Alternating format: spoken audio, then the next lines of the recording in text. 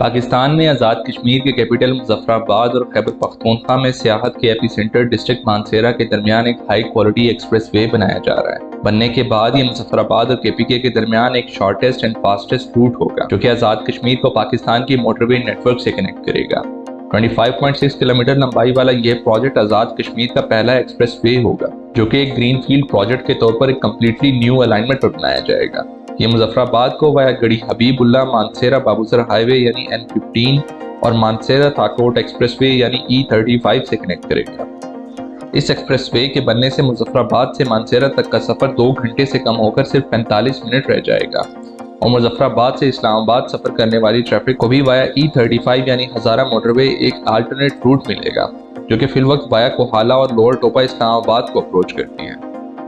Travel time कम होने के साथ साथ ये न्यू एक्सप्रेसवे एक ऑल सीजन सेफ रूट होगा जिससे आज़ाद कश्मीर की कनेक्टिविटी मजीद बेहतर होगी। ये एक्सप्रेसवे 4 लेन होगा जिसमें रूट को शॉर्ट करने के लिए 2 ट्विन टनल्स और मुख्तलिफ वाटर चैनल्स पर 11 ब्रिजेस बनाए जाएंगे। मुजफ्फराबाद और मानसेरा के दरमियान एग्जिस्टिंग रोड लोहार गली, दराबतंगी, बरारकोट, गढ़ी हबीबुल्ला, धड़क गली और अतर शीशा से होकर गुजरता है जो कि दुश्वार गुजार होने के साथ साथ खासा कंजेस्टेड भी है।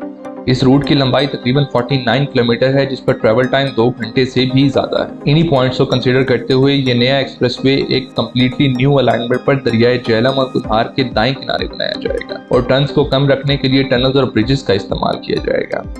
ये प्रोजेक्ट 3 साल के अरसा में मुकम्मल होगा और इस पर तकरीबन 5800 करोड़ रुपए खर्च आएगा। इस एक्सप्रेसवे को 2 फेजेस में बनाया जाएगा जिसके फेज 1 के लिए Saudi government 100 million riyal loan की शक्ल में देगी। ये प्रोजेक्ट इस साल के डेवलपमेंट बजट में रिफ्लेक्ट किया जा चुका है और इस पर जल्द ही काम स्टार्ट हो जाएगा।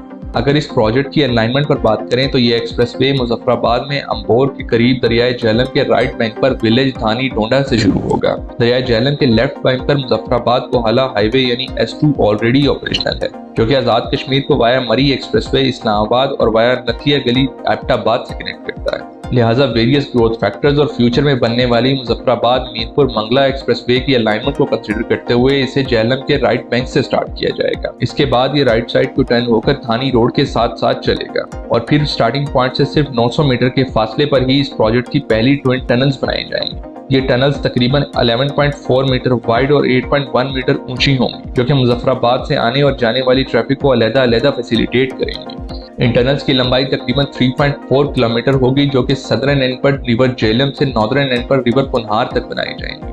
ये टनल्स लोवारी टनल के बाद पाकिस्तान की लॉन्गेस्ट टनल्स भी होंगी जिनमें वेंटिलेशन और लाइटनिंग समेत टनल मैनेजमेंट सिस्टम भी इंस्टॉल किया जाएगा। इसके बाद ये प्रोजेक्ट पतरिंड हाइड्रो पावर प्रोजेक्ट और रहमानाबाद से कुछ पहले दरियाए कुल्हार को क्रॉस करते हुए KPK में एंटर होगा और फिर गढ़ी हबीबुल्ला बुई रोड को क्रॉस करके आगे बढ़ेगा। पहली ट्विन टनल्स के एंड पॉइंट से सिर्फ 400 मीटर के फासले पर ही अगली ट्विन टनल स्टार्ट की जाएंगी जो कि सदर्न एंड पर दरियाए कुल्हार से नॉर्दर्न एंड पर दीदल नाले तक होंगी। ये दोनों टनल्स भी यूनि डायरेक्शनल होंगी जिनकी लंबाई तकरीबन 1 किलोमीटर होगी। टनल्स के बाद ये एक्सप्रेसवे दीदल नाले को क्रॉस करके कुल्हार के राइट बैंक पर गढ़ी हबीबुल्ला बुई रोड के साथ साथ चलेगा और मुख्तलिफ ग्रीनफील्ड इलाकों से गुजरता हुआ गढ़ी हबीबुल्ला पहुंचेगा। इस तरह अंबोर से गढ़ी हबीबुल्ला तक एक्सप्रेसवे का ये सेक्शन 14 किलोमीटर होगा जो कि दरियाए कुल्हार के लेफ्ट बैंक पर मौजूद एग्जिस्टिंग मुजफ्फराबाद गढ़ी हबीबुल्ला रोड से ज्यादा फास्ट, सेफ और शॉर्ट होगा।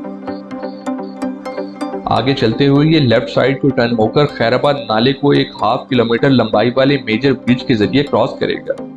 इसके बाद ये गढ़ी हबीबुल्ला अतर शीशा रोड को क्रॉस करके मानसेरा बालाकोट नारान हाईवे यानी N15 की तरफ बढ़ेगा। फिर ये N15 पर मौजूद जाबा विलेज से तकरीबन 1.5 किलोमीटर के फासले पर ही इसे क्रॉस करेगा।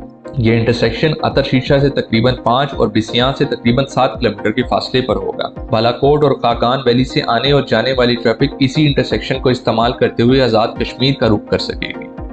इसके बाद ये एक्सप्रेसवे हजारा मोटरवे यानी E35 की जानिब बढ़ेगा और फिर न्यू बालाकोट सिटी के करीब से गुजरते हुए N35 पर मौजूद धड़ियाल के करीब एक ट्रम्पेट इंटरचेंज के जरिए E35 से कनेक्ट हो जाएगा। ये इंटरचेंज शिंक्यारी से तकरीबन 16 और मानसेरा से तकरीबन 15 किलोमीटर के फासले पर होगा।